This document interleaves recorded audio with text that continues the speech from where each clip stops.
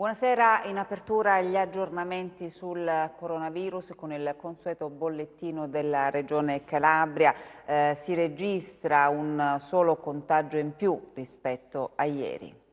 In Calabria ad oggi sono stati effettuati 38.461 tamponi. Le persone risultate positive al coronavirus sono 1.119, una in più rispetto a ieri. Quelle negative sono 37.342. I dati contenuti nel consueto bollettino della Regione. Territorialmente i casi positivi sono così distribuiti: a Catanzaro 46 pazienti in reparto, 2 in rianimazione, 59 in isolamento domiciliare, 77 guariti e 32 deceduti. A Cosenza 21 in reparto, 284 in isolamento domiciliare, 124 guariti e 29 deceduti. A Reggio Calabria 18 in reparto, 2 in rianimazione, 125 in isolamento domiciliare, 96 guariti e 16 deceduti. A Crotone 7 in reparto, 35 in isolamento domiciliare, 65 guariti e 6 deceduti. A Vibo Valentia 51 in isolamento domiciliare, 19 guariti e 5 deceduti. Il totale dei casi di Catanzaro, precisa la Regione, comprende soggetti provenienti da altre strutture e province che nel tempo sono stati dimessi. Un paziente ricoverato all'ospedale pugliese di Catanzaro e di Taranto. Si precisa inoltre che al Policlinico di Germaneto sono stati ricoverati 2 pazienti provenienti da altre province. I soggetti in quarantena volontaria sono 5.612, così distribuiti: a Cosenza 284, a Crotone 1.780, a Catanzaro 1.928, a Vibo Valentia 354 e a Reggio Calabria 1.266. I rientri in Calabria che ad oggi sono stati registrati sul sito della Regione sono 23.235. Di questi, i rientri registrati per ritorno alla residenza a partire dal 4 maggio sono 5.353. 923 sono le registrazioni per ingressi in Regione legati a motivi di lavoro, salute e attività istituzionali. Il governo ha rinunciato alla procedura accelerata sul decreto emesso dalla Regione Calabria, udienza del TAR fissata per sabato prossimo.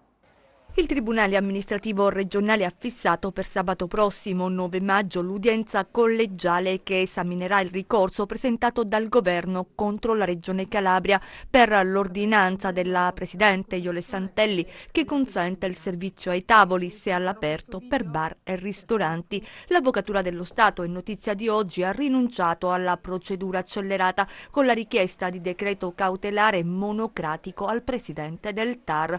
Il ricorso era stato depositato ieri a Catanzaro, assegnato alla prima sezione. Un braccio di ferro tra Roma e la cittadella che comincia all'indomani del 29 aprile, il giorno, anzi la notte in cui sul sito della Regione è stata pubblicata la contestata ordinanza. Il ministro per gli affari regionali Francesco Boccia invia al presidente Santelli una diffida invitandola a ritirare l'ordinanza, ma la governatrice non fa marcia indietro. Lo scontro istituzionale si consuma soprattutto sui media tra le ragioni del governo sulla sicurezza dei cittadini e la tesi della regione che vuole far ripartire l'economia. I sindaci osteggiano il provvedimento, ma a Cosenza numerose attività hanno tirato su la saracinesca rispettando le norme di sicurezza. Toccherà ora al Tribunale amministrativo regionale dirimere l'intricata vicenda. Secondo giorno di fase 2, proseguono i controlli e i tamponi per chi rientra nella nostra regione. Secondo giorno della cosiddetta fase 2, piano piano il Paese fa un altro passo avanti per una graduale ripresa. In Calabria anche oggi proseguono i controlli finalizzati al rispetto delle misure introdotte per il contenimento della diffusione del virus Covid-19 e soprattutto per i tanti rientri. L'attività svolta sul territorio dalle forze dell'ordine in collaborazione con le polizie locali, polizia stradale, polizia ferroviaria e laboratori mobili di ASP 118 per effettuare i tamponi che, lo ricordiamo, sono facoltativi.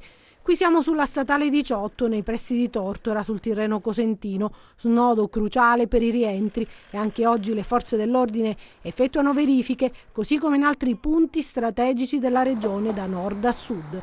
I numeri alle nostre latitudini continuano a lievitare, 1.000.000 circa i tamponi effettuati al momento, mentre le domande inoltrate al sito della Regione Calabria hanno raggiunto quasi le 8.000 unità. Ricordiamo però che secondo l'ordinanza emessa nei giorni scorsi dal presidente Santelli possono far ritorno in Calabria solo i residenti per evitare un aumento vorticoso dei numeri del contagio, ed è curioso il caso che si è verificato a Trebisacce sullo Ionio Cosentino, marito e moglie che non possono far rientro a casa perché lui risulta residente a Bologna. Dei 600 tamponi effettuati ieri in provincia di Cosenza, 300 verranno processati all'Annunziata di Cosenza e gli altri 300 a Catanzaro. Per l'esito bisognerà attendere qualche giorno. Intanto i laboratori mobili posti in alcune aree di servizio proseguono il loro lavoro insieme alle forze dell'ordine. Qui siamo alla Mezzia Terme e la situazione è sotto controllo, così come alla stazione ferroviaria. I treni in arrivo, 527 i numeri degli arrivi previsti per oggi, fra treni e aerei. Adesso bisognerà vedere quanti di loro si sottoporranno volontariamente al test, ma nel frattempo dovranno comunque essere sottoposti alla quarantena in attesa che i tamponi diano riscontro sulla loro effettiva situazione.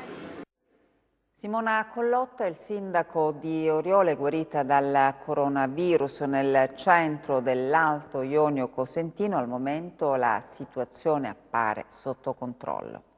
È guarita dal coronavirus Simona Collotta, il sindaco di Oriolo. Adesso è tornata a casa. È la prima ad aver superato la malattia nella comunità che amministra. Sto benissimo, mi riprendo ogni giorno di più, quindi diciamo che l'evoluzione è stata positiva e di questo ne posso essere veramente felice. È stato un periodo molto difficile per il centro dell'Alto Ionio Cosentino, ma adesso la situazione sembra essere sotto controllo. A quanto abbiamo appreso che il contagio rispetto al focolaio iniziale si era comunque estesa, io stessa, sentendomi con il presidente Santelli, ho chiesto che Oriolo venisse chiuso, isolato come zona rossa, per proteggerlo e per proteggere anche eventuali altri focolai. Devo dire la verità che sia il Dipartimento di Igiene e Sanità, l'ASP e la Regione Calabria ci sono stati molto vicini in questo periodo. C'è stato un ampio monitoraggio, sono stati fatti più di 200 tamponi e quindi al momento la situazione sembrerebbe sotto controllo, sembrerebbe, è il caso di dire sembrerebbe perché c'è un ultimo contagio e abbiamo verificato proprio ieri altri tamponi, aspettiamo gli esiti, però diciamo che la situazione sembrerebbe essere buona.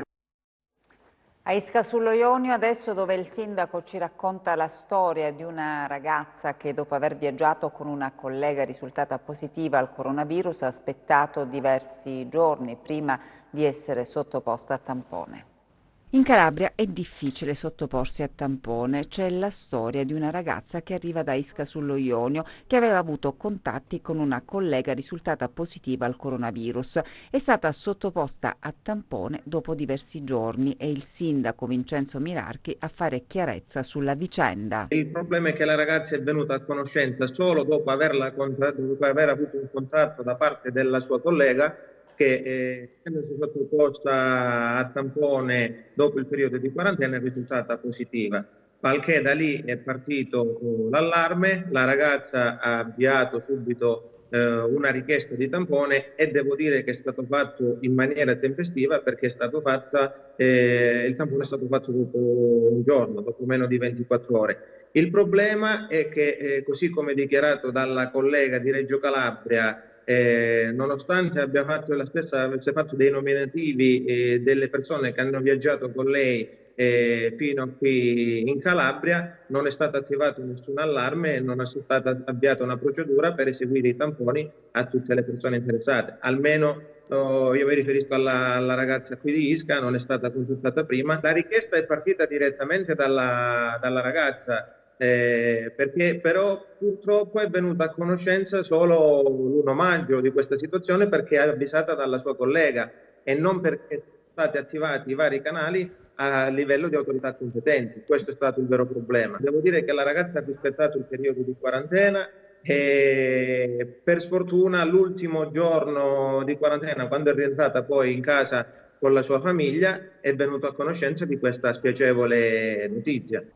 La ragazza purtroppo è risultata positiva e già abbiamo avviato nella giornata di ieri sono stati fatti altri tamponi, tra i quali anche il coordinatore del gruppo comunale di protezione civile che è stato uno dei primi ad avere contatti qua nella nostra comunità, perché l'ha accompagnata nella casa dove ha effettuato l'isolamento il giorno dell'arrivo, e un altro signore che abitava lì vicino che ha avuto un contatto, e adesso abbiamo concordato con l'ASP di aspettare qualche giorno per effettuare i tamponi anche sul resto dei componenti del nucleo familiare che sono venuti a contatto nella giornata del 1° maggio. Le strutture sanitarie della Regione sono state costrette a cambiare organizzazione e strategie da quando è iniziata questa emergenza sanitaria. Sono trascorsi poco più di 2 mesi da quando all'Annunziata di Cosenza è stato lanciato l'allarme Covid. I primi casi registrati in Calabria hanno costretto gli ospedali a cambiare organizzazione e strategie per affrontare al meglio l'emergenza ed evitare danni collaterali. Siamo passati da momenti, non dico di sconforto perché eravamo e siamo organizzati molto bene, ma da momenti in cui avevamo il pienone nelle nostre corsie e in parte avevamo occupato pure la rianimazione. Man mano che la situazione è andata avanti, man mano sono, come sapete benissimo, venuti fuori anche i tanti guariti, perché gente è guarita dall'ospedale. Abbiamo avuto dei decessi, però abbiamo avuto anche tante guarigioni. Oggi la situazione al momento è fluida e sotto controllo. Stamattina alle 9 abbiamo ricoverato 25 pazienti nei nostri 3 centri Covid, di malattie infettive, pneumologia e il Covid di Rogliano. Il lockdown ferreo ha consentito alla sanità regionale di guadagnare tempo sul virus e il tempo è stato utilizzato per raggiungere gli standard attuali di efficienza terapeutica. Oggi si prosegue su questa strada guardando con attenzione ai nuovi scenari. Certo, le terapie sono in evoluzione, una terapia specifica contro il virus non esiste. Sicuramente esistono terapie che ci permettono di controllare l'infezione e quindi di avere un esito più favorevole. Vedremo anche l'ultima terapia che si basa sul prelievo dal sangue dei pazienti guariti di anticorpi attraverso un processo di plasmaferesi. Vedremo anche questa se effettivamente darà i risultati che pare stia dando in alcune province della Lombardia. L'ospedale di Cosenza ha chiuso le porte al coronavirus, salvaguardando operatori e pazienti. Abbiamo giocato proprio su questa faccenda qui, cercare di tenere fuori dal perimetro dell'Annunziata, per quanto possibile, il Covid. Devo dire che ci siamo riusciti e non abbiamo trasformato l'Annunziata in un ospedale Covid. Adesso comincia il periodo più delicato. Ogni errore d'ora in poi potrebbe costare caro e vanificare ciò che è stato fatto per tenere a bada l'epidemia. Quello che mi sento di dire un po' a tutti i concittadini è di non abbassare la guardia, perché la cosa potrebbe non essere finita qui. A Paola adesso, dove il presidente del Consiglio Comunale, nonché consigliere regionale Graziano Di Natale, solleva il problema dell'assistenza da dare alle persone positive al coronavirus che potranno trascorrere la quarantena nella struttura alberghiera messa a disposizione dall'Ordine dei Minimi. L'Ordine dei Minimi di Paola ha messo a disposizione gratuitamente l'Hotel San Francesco, la Casa del Pellegrino, per coloro che saranno costretti a rimanere in quarantena per 14 giorni. L'amministrazione comunale ha dato la sua disponibilità con una convenzione con l'Ordine dei Minimi per ospitare i positivi asintomatici. C'è però la questione dell'assistenza, come spiega il consigliere regionale e presidente del Consiglio Comunale di Paola, Graziano Di Natale. Sorge un'altra questione, vale a dire quella della ospitalità di altri concittadini di un'altra cittadina che è quella di San Lucido, a cui sia i frati minimi che il sindaco di Paola manifestano logicamente la loro solidarietà e la disponibilità.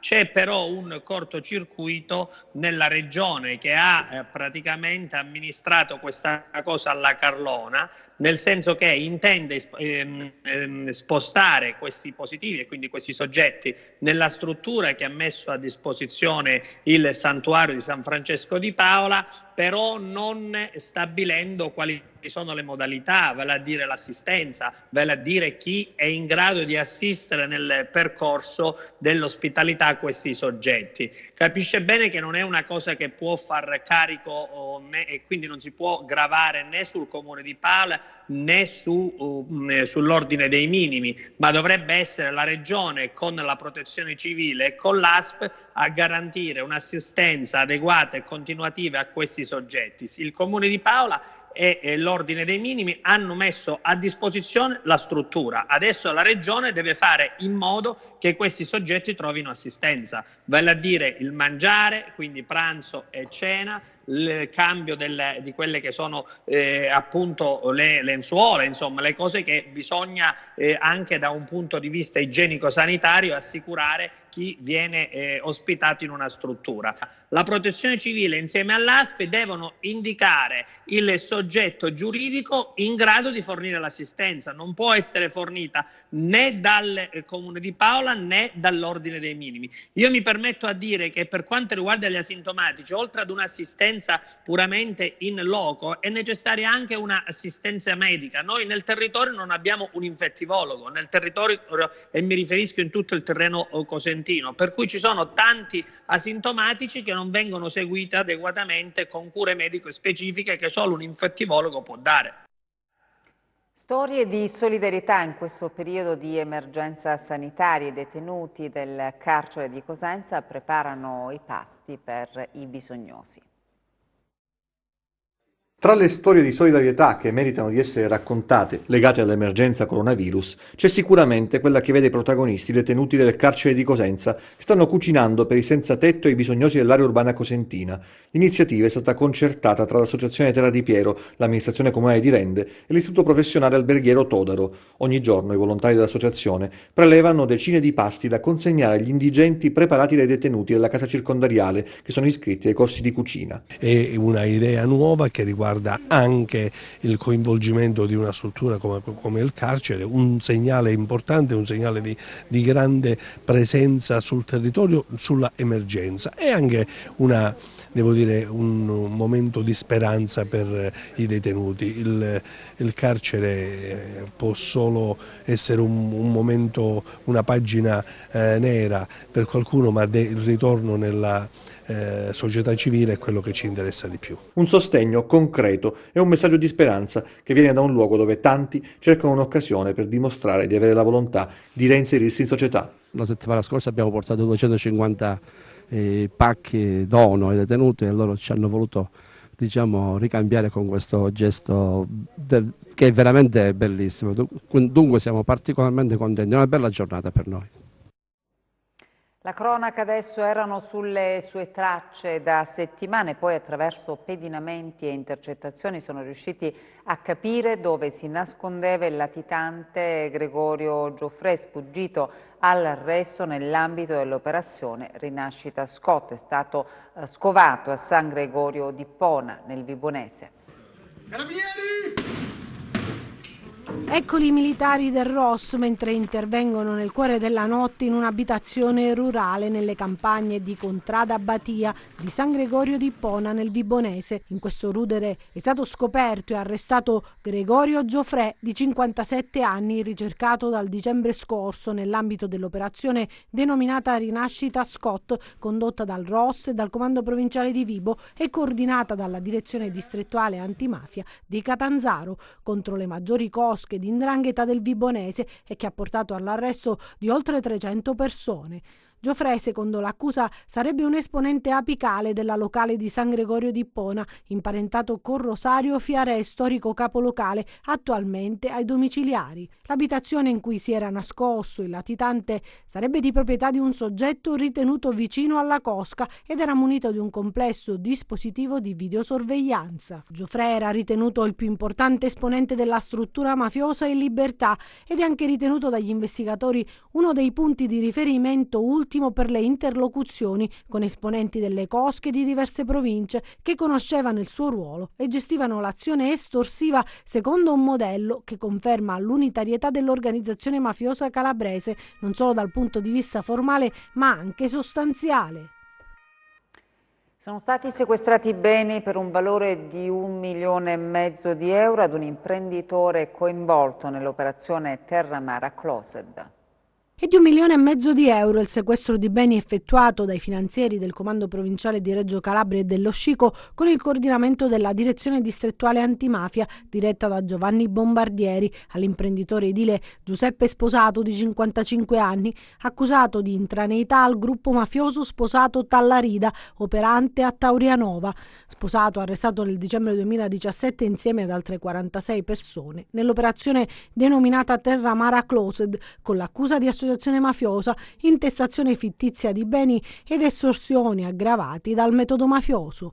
Gli indagati erano tutti accusati di essere legati alla Cosca, Avignone, Zagari, Fazzalari, Viola. Sposato in particolare invece era accusato di aver avuto compiti di decisione, pianificazione delle associazioni criminali da compiere e degli obiettivi da perseguire con riferimento all'intera organizzazione criminale nel settore delle estorsioni, delle intestazioni fittizie di beni, nonché per l'aggiudicazione degli appalti pubblici e privati. Tra i progetti sotto la lente degli investigatori quello del cimitero di Atrinoli, affidato dall'amministrazione comunale dell'epoca in assenza di gara ad evidenza pubblica, poi revocato dalla giunta subentrata successivamente. L'indagine a carattere economico-patrimoniale effettuata dal GICO della Guardia di Finanza ha ricostruito negli ultimi 20 anni il patrimonio complessivamente accumulato dal nucleo familiare di Sposato, evidenziando un'ingiustificata differenza fra il reddito dichiarato e il patrimonio posseduto.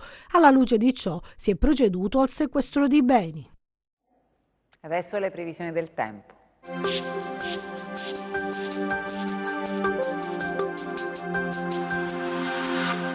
Un promontorio anticiclonico di matrice nordafricana insiste sul nostro territorio con tempo soleggiato e temperature in rialzo. Domani cielo sereno o poco nuvoloso al mattino, nuvolosità variabile in aumento da metà giornata su Cosentino Ionico e Alto Crotonese, ma senza fenomeni di rilievo. Temperature in ulteriore lieve aumento.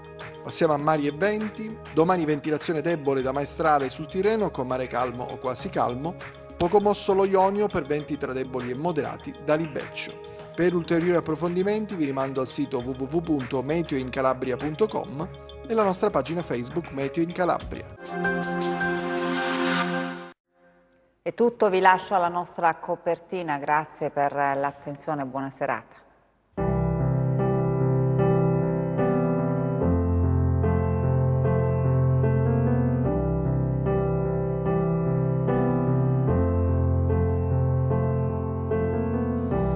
Imagine there's no heaven. It's easy if you try. No hell below us. Above us only sky. Imagine all the people living for today. Imagine there's no countries. It isn't hard to do. Nothing to kill or die for. And no religion